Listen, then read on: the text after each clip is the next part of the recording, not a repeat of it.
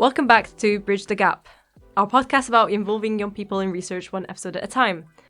In our last episode, we talked about jargon and gave you some examples of jargony words. Today, we'll be talking about jargon a bit more and why you shouldn't let it put you off getting involved in research. So Sadia, our audience might be a bit confused here. In the previous episodes, we said anyone can get involved. Now suddenly they need to know all these jargon terms. How do you deal with it? It's definitely interesting, but I would say you don't have to know jargon, it just helps to know it. And as you go along your journey into research, you will need to know it. Does that make sense? Am I making sense? Yeah, you'll get used to it, I feel like. Yeah, eventually you find yourself even using them. Like the other day I said jargon in a sentence unironically, which is a bit... You're being assimilated into the research group already. But it's one of those things where you don't need to know everything going into it. Like, how are you supposed to know what you're supposed to know if you don't know it? It's about acknowledging that one, you might not know what everything means, and that is perfectly fine, and that is also normal. Remember me, history background, I definitely did not go into any of this knowing any jargon whatsoever. Oh, and were you afraid of it? Were you scared at the beginning? Oh, I was definitely scared. I was like, I'm gonna be judged because everyone's gonna be saying stuff and I'm gonna have no idea what it means.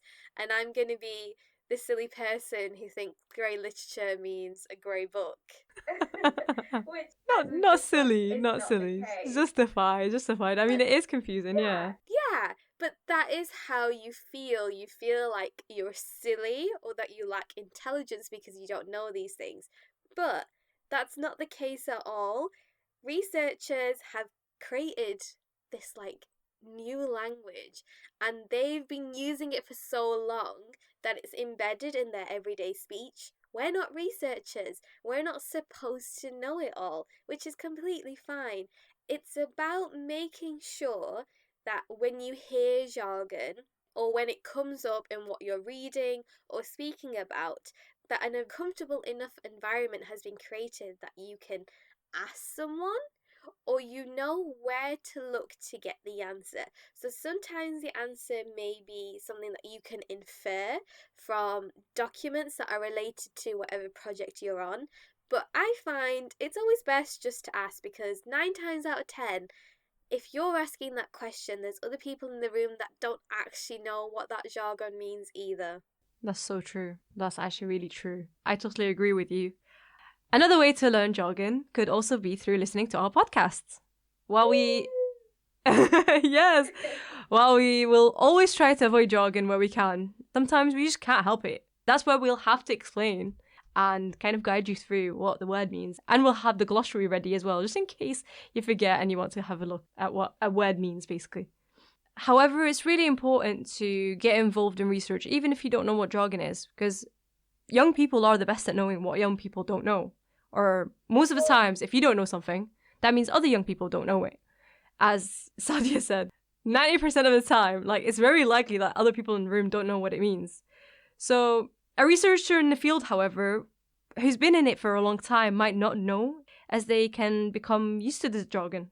So a layperson or a young person can actually help them out in terms of pointing out, oh, this word is jargon, don't use that one. Or maybe use this other one that makes us helps us understand it more, understand what you're trying to say more. Yeah, it can also help to clarify. So as we've discussed earlier, some words can have different meanings depending on the context that it's used in. So even if you're asking just to clarify, again, 90% of people will appreciate that clarification. Young people can help researchers remove jargon from their studies, especially materials that need to be shared with research participants. They can find easier ways to explain jargon to those participants. As young people, you can also be involved in helping to write up research and to disseminate it. And I hope you know what disseminate means by now. So you can spread it to the public, which would mean removing and changing jargon so that the public understands it. And young people can, they can also suggest the best methods of teaching jargon when there's no way to avoid it. For example, for our podcast, we decided that having glossary, as I mentioned earlier, having it available there for people to go back to it in case they're not sure, is really useful. And these are always available on our website.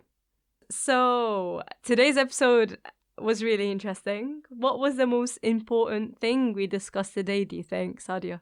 I think the most important thing was how to get rid of that fear of not knowing jargon. Like we said earlier, you can't know everything. You're a human. There is no shame in putting your hand up and asking. Researchers are obligated to explain to you so that you understand. Exactly, yes.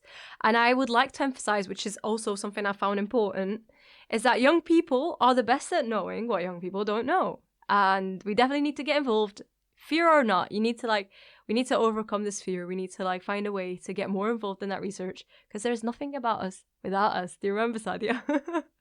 The famous phrase. Yeah. And if maybe putting your hand up in front of a room with a bunch of people sounds daunting, do not fear. I have found one of the simplest ways and easiest ways to have jargon explained to me is to send an email to the professor or researcher saying, "You mentioned this word, I don't quite understand what it means." And I can leave it in their hands until I get a reply, and so people around me don't need to know that I asked that question. Oh, fair enough. That's a way of overcoming that fear of publicly asking.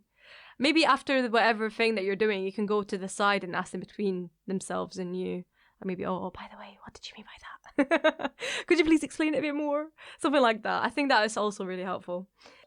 Thank you for joining us on Bridge the Gap. We hope you enjoyed this episode. Don't forget to follow or subscribe and check our socials.